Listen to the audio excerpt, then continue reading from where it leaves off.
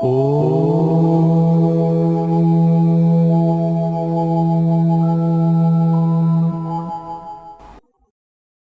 शांति। आज की दुनिया में हर चीज हमसे कुछ ना कुछ डिमांड करती है, चाहे वो परिस्थिति हो, समय हो, प्रॉब्लम्स हो, कोई भी चीज है, हर चीज हमसे डिमांड करती है। और वो डिमांड है एक रिस्पॉन्स, जो रिस्पॉन्स भीतर से आता है। इस चित्र के अंदर हम देखें अगर कि मानो एक इवेंट है, इवेंट हमसे डिमांड करती है एक रिस्पॉन्स, जो रिस्पॉन्स इमोशनल होता है। माना चिड़चिड़ापन मानो आ गया, उसके कारण वो इन्फ्लुएंस करती है हमारे बिहेवियर को, और बिहेवियर को इन्फ्लुएंस करते इमोशनल रिस्पॉन्स अगर नेगेटिव है, चिड़चिड़ापन का है, तो बिहेवियर को भी अफेक्ट करता है। बिहेवियर उस अनुसार हो जाता है और वो behaviour feeds into the event. इस प्रकार ये एक साइकिल कंप्लीट होता है। जब ये फिर से इवेंट के अंदर फीड इन हो जाता है, उसके बाद फिर से वो एक रिस्पॉन्स डिमांड करता है, फिर से बिहेवियर को इन्फ्लुएंस करता है और फिर से वो इवेंट के अंदर फीड इन हो जाता है। इस प्रकार जब ये साइकिल चलता है, अगर ये नेगेटिव साइकिल शुरू हो जाए, नेगेटिव रिस्पॉन्स, नेगेटिव बिहेवियर, तो ये परिस्थिति या इवेंट जो हमारे सामने आई है, क्या ये सॉल्व होंगी या और कॉम्प्लिकेटेड होंगी? देखा गया है कि जब नेगेटिव उसमें फीडिंग होता है तो वो इवेंट, वो परिस्थिति, वो समस्या और कॉम्प्लिकेटेड हो जाती है और सॉल्व होने का नाम नहीं लेती है, और ये इन टर्न वो उसी अनुसार, उसी फोर्स से डिमांड करती ही जाती है। और छोटी सी बात होगी लेकिन वो बात बहुत बड़ी हो जाती है, राय का एक पहाड़ बन जाता है। उसी जगह पर अगर हम पॉजिटिवली रिस्पॉन्ड करें, जब इवेंट डिमांड करती है उस समय एक पॉजिटिव रिस्पॉन्स है, तो बिहेवियर भी हमारा पॉजिटिव है, तो वो इवेंट सॉल्व होने लगेगी। अर्थात वो अगर पहाड़ जैसी परिस्थिति भी क्यों ना हो, लेकिन धीरे धीरे सॉल्व होते होते राय समान बन जाती है। ऐसे हर चीज हमसे कुछ न कुछ डिमांड करती रहती है, चाहे समय भी क्यों नहीं है, समय भी हमसे कुछ डिमांड करता है। और उस अनुसार अगर हम रिस्पॉन्ड नहीं करते तो वो समय हमें मजबूर करने लगता है, और तब समय इतना ज्यादा हमको प्रेशराइज कर देता है कि जिस प्रेशर में आकर के मनुष्य कई प्रकार के गलत स्टेप्स भी ले लेते हैं लाइफ में, क्योंकि समय का एक प्रेशर है और समय जो डिमांड कर रहा है उसके अनुकूल होकर के रिस्पॉन्ड नहीं किया। इसीलिए एक बहुत सुंदर कहावत है, if you can not change according to time, time will force you to change. और जब टाइम हमें फोर्स करता है, समय हमें मजबूर करता है, उस समय बहुत पीड़ा अनुभव होती है। तो समय के डिमांड को हर वक्त हमें पहचानना होता है। उसको एक ग्राफ के रूप में हम देखें। इस ग्राफ में हम देखते हैं कि जहां दो एक्सिस है, एक एक्सिस है जिसको कहेंगे टाइम की एक्सिस, और दूसरी एक्सिस है जिसको कहा जाता है सक्सेस की एक्सिस। अब सक्सेस की डेफिनेशन समय प्रति समय बदलती रहती है। बचपन में हमारी समय की डेफिनेशन कुछ और थी, पढ़ाई के दौरान हमारी सक्सेस की डेफिनेशन कुछ और होती है, कार्य क्षेत्र पर हमारी सक्सेस की डेफिनेशन कुछ और होती है।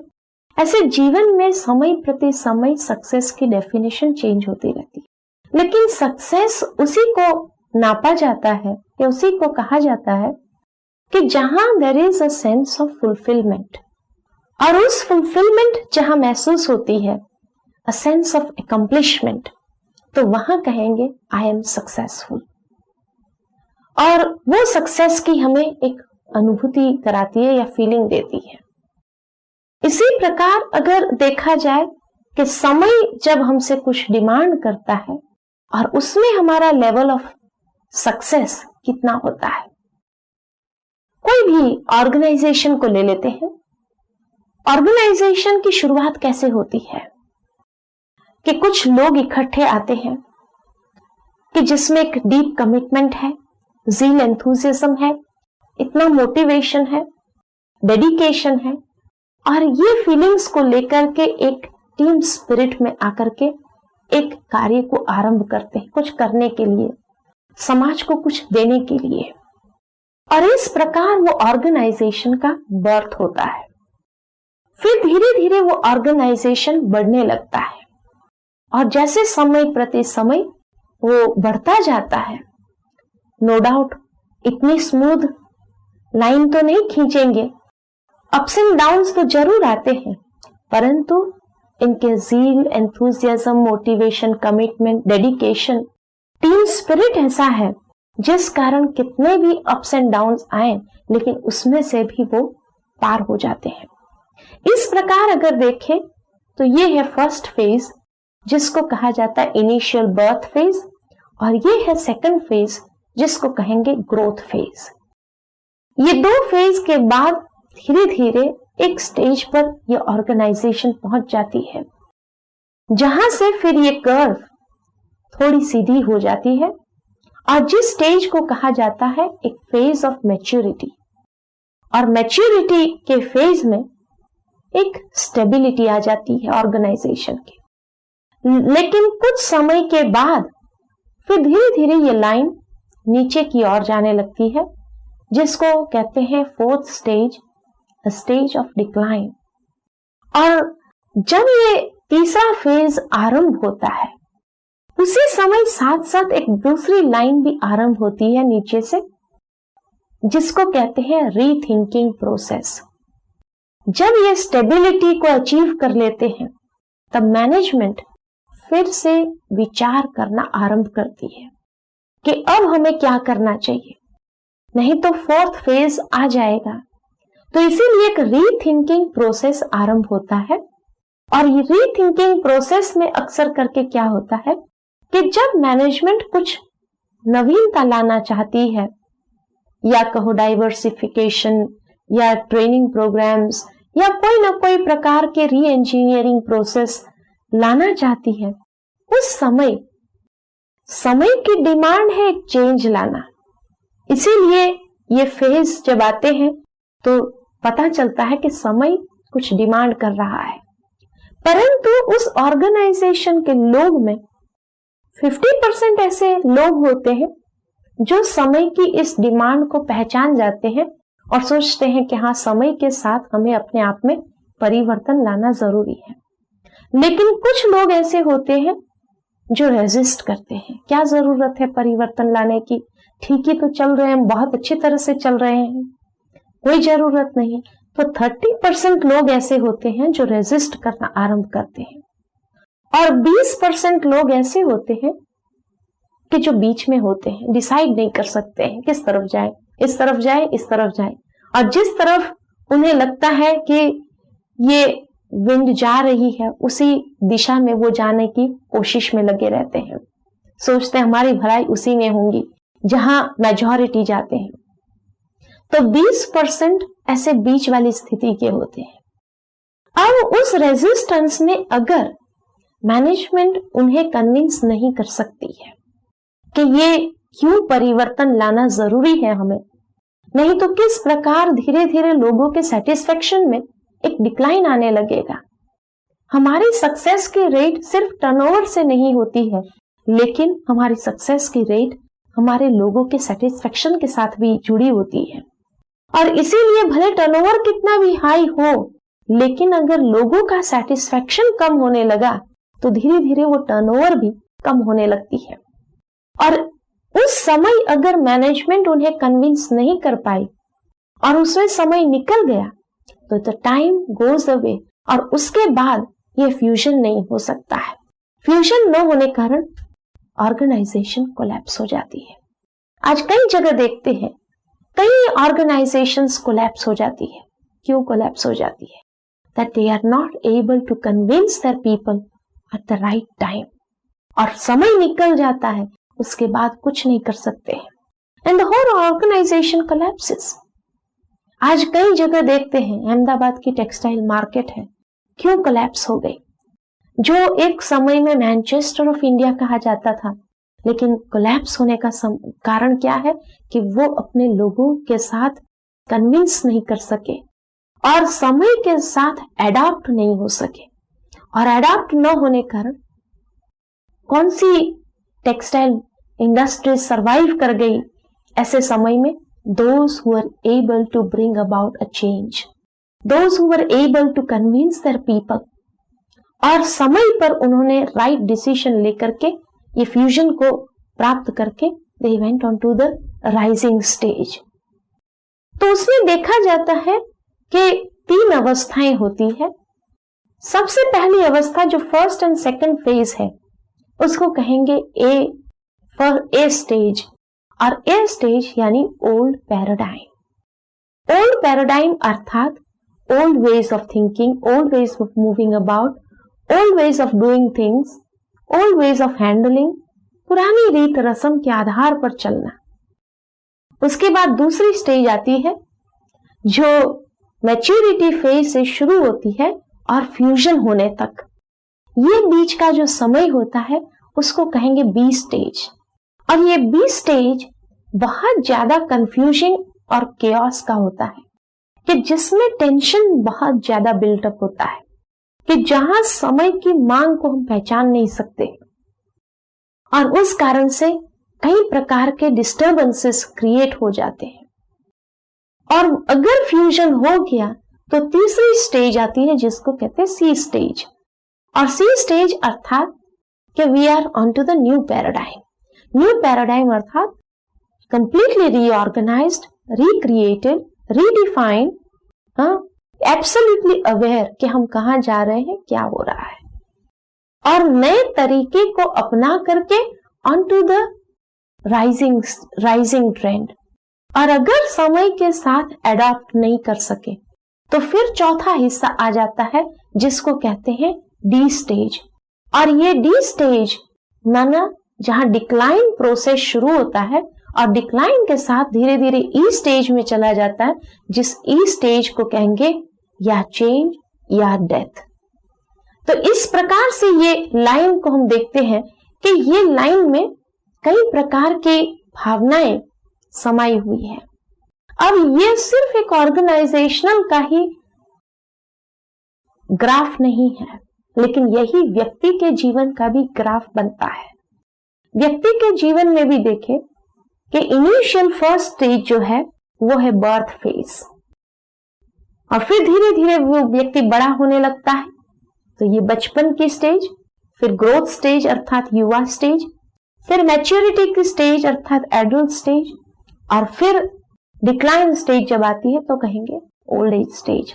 इस प्रकार एक कर्व हमारे लाइफ में भी आता है, और हमारी लाइफ में इस कर्व के अंदर अनेक बार ऐसे कर्व आते हैं। इस कर्व को कहा ही जाता है एस कर्व, ट्रांसफॉर्मेशनल चेंज या एस कर्व, जहां ये कर्व जो है एस शेप में नजर आता है।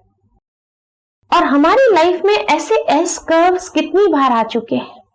जब एक व्यक्ति बचपन की अवस्था में होता है, एक न्यू बॉर्न बेबी, उसके जीवन का सक्सेस क्या डिफाइन करेंगे? उसके जीवन का सक्सेस है the love, the care, the comfort, everything that he gets from his parents, from his brothers and sisters.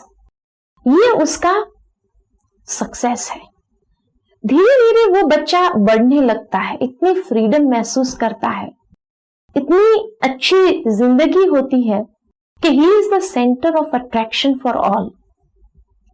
और इस आधार पर उसका ग्रोथ हुआ, और ऐसे ही जब तीसरे स्टेज में आता है अर्थात 2-3 साल का हो जाता है, 3 साल का जब होता है, उस समय उससे कुछ डिमांड करता है।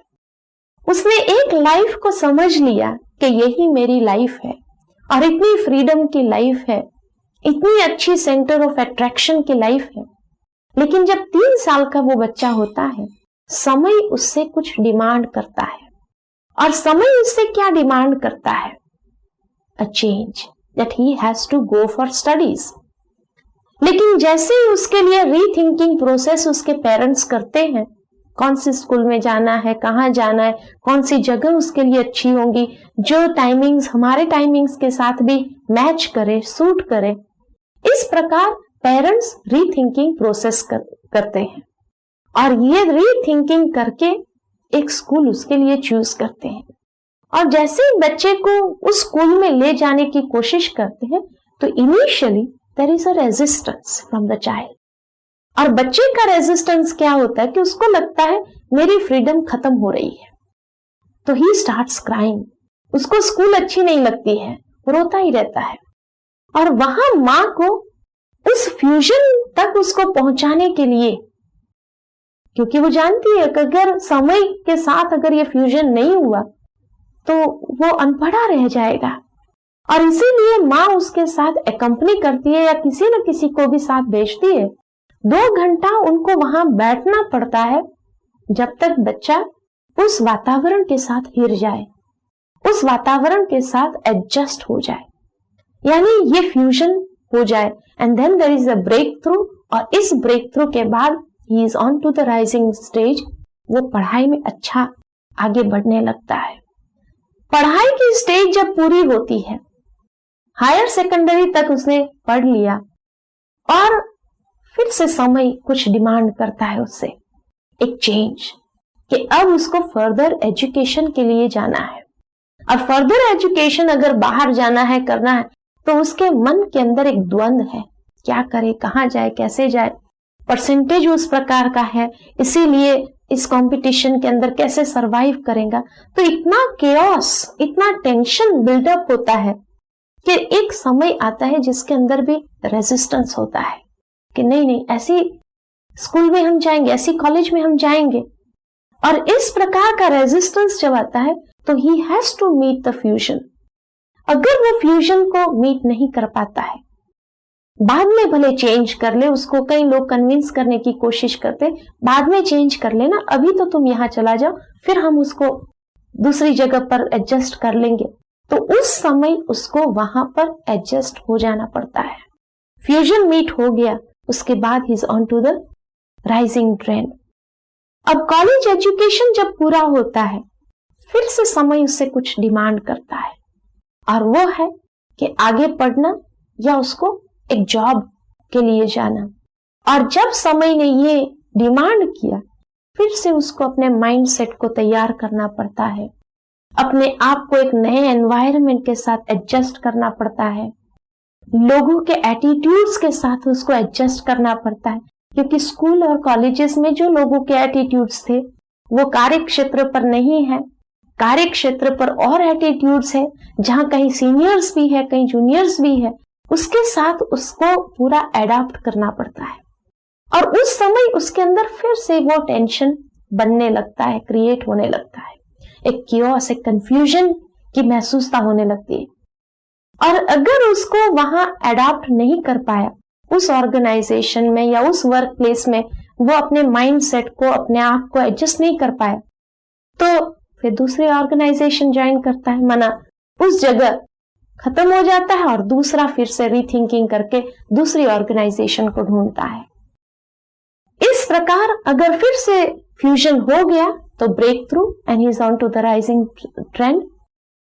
लेकिन जैसे जैसे समय बीतता गया, फिर समय कुछ थोड़े समय के बाद डिमांड करता है कि अब उसको लाइफ बनानी है और लाइफ पार्टनर चूज करना है, और उसके लिए फिर से उसको टोटल रीथिंकिंग, कैसा हो, क्या हो, अनेक प्रकार के विचार आरंभ होते हैं उसके मन के अंदर।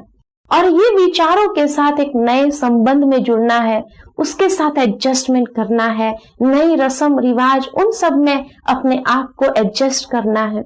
और ये सभी एडजस्टमेंट के बाद अगर फिर सेटिंग नहीं हुई, एडजस्ट नहीं कर सका, तो फिर एक डिक्लाइन और डिवोर्स।